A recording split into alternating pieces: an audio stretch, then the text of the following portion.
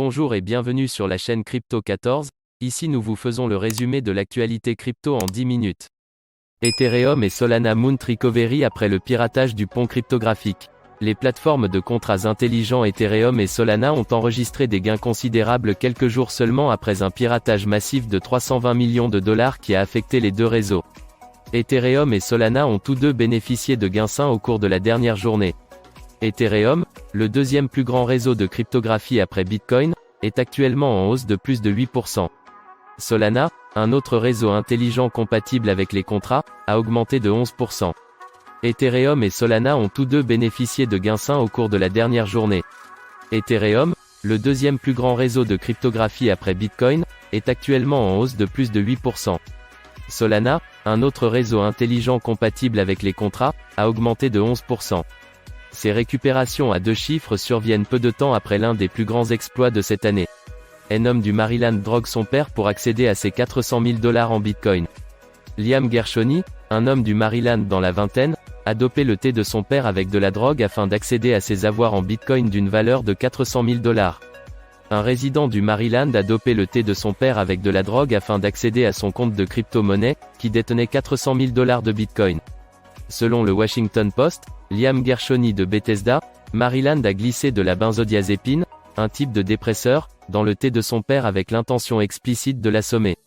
Un résident du Maryland a dopé le thé de son père avec de la drogue afin d'accéder à son compte de crypto-monnaie, qui détenait 400 000 dollars de Bitcoin. Selon le Washington Post, Liam Gershoni de Bethesda, Maryland a glissé de la benzodiazépine, un type de dépresseur, dans le thé de son père avec l'intention explicite de l'assommer. Le géant du jeu Ubisoft plonge plus loin dans la crypto avec Hedera Network. Ubisoft continue de recruter des alliés cryptographiques alors qu'il se tourne maintenant vers la fondation Hbar et explore l'écosystème Hedera. En bref, l'éditeur de jeux vidéo Ubisoft a accepté d'entrer dans l'écosystème Hedera. Ubisoft rejoindra le conseil d'administration de Hedera, gérera un nœud et mettra en œuvre une piste Hedera dans son programme Entrepreneur Lab. La récente décision d'Ubisoft de lancer des éléments NFT dans le jeu alimenté par Tezos dans ses jeux a peut-être rencontré le refus des joueurs, comme de nombreux projets NFT récents centrés sur le jeu, mais cela n'empêche pas l'éditeur de faire plus de mouvements dans l'industrie de la cryptographie. Aujourd'hui, la société a annoncé avoir conclu un accord avec la fondation Hbar pour soutenir la croissance du réseau Hedera. Assange DAO lève 7,8 millions de dollars en Ethereum pour acheter NFT et libérer le fondateur de Wikileaks. Un collectif de cypherpunk se bat pour la liberté du fondateur de Wikileaks de manière très Web3. En bref, le premier objectif du DAO est de faire une offre sur un NFT unique en son genre produit par le célèbre artiste numérique Pak. Pak a collaboré avec Julian Assange sur la collection Censored. Les organisations autonomes décentralisées, ou DAO, ont de nombreuses raisons de se regrouper, tels que l'achat de NFT, l'enchère sur des articles rares ou l'achat de marques défaillantes. Un nouveau groupe, Assange DAO, vise à libérer le fondateur emprisonné de Wikileaks, Julian Assange. Semblable à FreeRoss DAO, qui s'est organisé sur Internet pour collecter des fonds pour la libération de prison du fondateur de Silk Road, Ross Ulbricht, Assange DAO est un collectif de cypherpunk luttant pour la libération de Julian Assange. Sa méthode, NFT, bien sûr. Défi, DAO et NFT sur Bitcoin, Trust Machine lève 150 millions de dollars pour étendre Web3 sur BTC. Le fondateur de Stacks, Muneb Ali, et le professeur de Princeton, JP Singh, lancent Trust Machine pour ouvrir Bitcoin au Web3. Trust Machine, lancé par le fondateur de Stacks, Muneb Ali, et JP Singh, professeur d'informatique à l'université de Princeton, a levé 150 millions de dollars pour créer un écosystème d'applications conçu pour libérer le potentiel de Bitcoin pour Web3. Bitcoin est encore largement considéré comme un investissement strictement spéculatif, tandis que les progrès de DeFi, le trading NFT et la gestion décentralisée des communautés en ligne via les DAO, se produisent sur la blockchain concurrente des réseaux comme Ethereum. Pourtant, Bitcoin est toujours la crypto-monnaie la plus importante et la plus populaire, et si sa blockchain devenait l'autre des aspects les plus avant-gardistes de la crypto, cela pourrait changer la donne. Pourquoi y avait-il un cube d'or de 11,7 millions de dollars à Central Park? Crypto, bien sûr. L'artiste Nicolas Castello a conçu le cube en or massif 24 carats dans le cadre de son prochain lancement de jetons $Cast et de NFT. Pendant une journée seulement, Un cube en or massif pesant plus de 400 livres a été exposé dans Central Park à New York. Pourquoi? Cela faisait partie de l'incursion de l'artiste européen Nicolas Castello dans la crypto-monnaie. Castello a créé le cube d'or en pensant à sa monnaie numérique et aux NFT. Les NFT sont des jetons cryptographiquement uniques, qui démontrent la propriété d'un actif numérique ou physique. Le jeton de l'artiste, Castello $Cast, n'a pas encore de données sur CoinMarketCap, mais les jetons sont vendus sur son site web pour $0 et 45 cents chacun. Cependant, les résidents américains ne sont pas autorisés à acheter, probablement en raison de problèmes de réglementation, et les investisseurs doivent dépenser un minimum de $1144 pour entrer.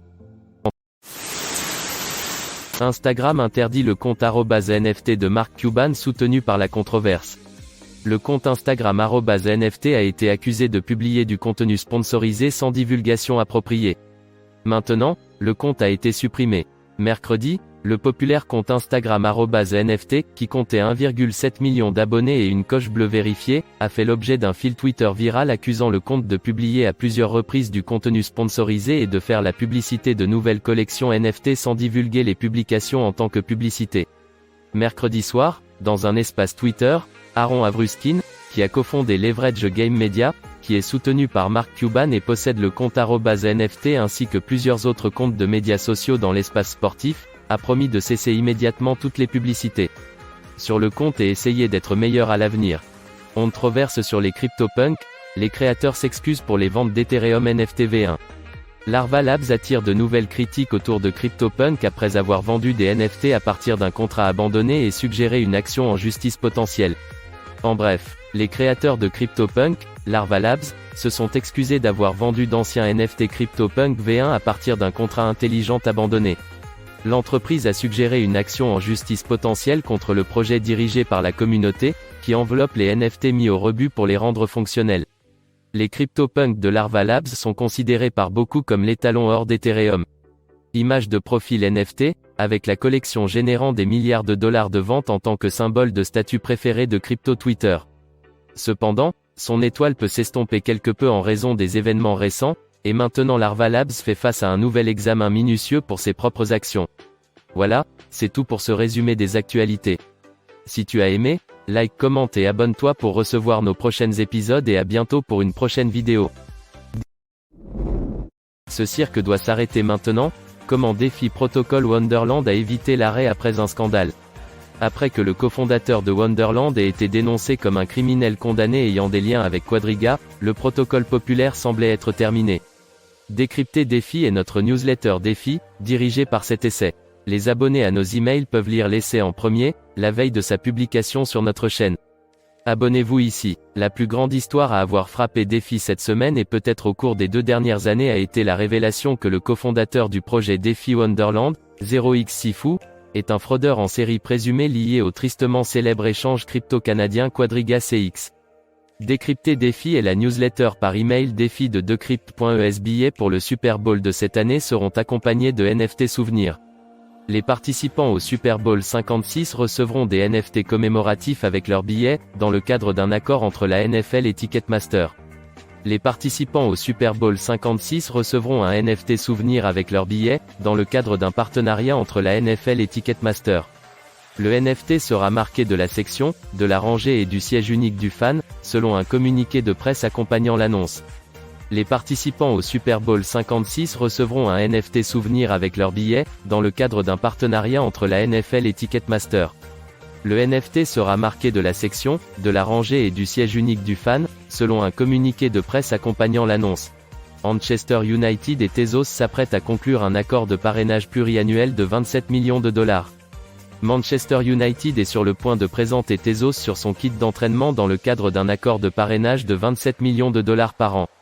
Manchester United est sur le point de dévoiler un accord de parrainage pluriannuel avec le réseau crypto Tezos, par The Athletic. Les deux parties auraient convenu d'un accord d'une valeur de plus de 27 millions de dollars par an, et Tezos figurera sur le kit d'entraînement du club de football. Manchester United est sur le point de dévoiler un accord de parrainage pluriannuel avec le réseau crypto Tezos, par The Athletic. Les deux parties auraient convenu d'un accord d'une valeur de plus de 27 millions de dollars par an, et Tezos figurera sur le kit d'entraînement du club de football. Voilà, c'est tout pour ce résumé des actualités. Si tu as aimé, like, commente et abonne-toi pour recevoir nos prochains épisodes et à bientôt pour une prochaine vidéo.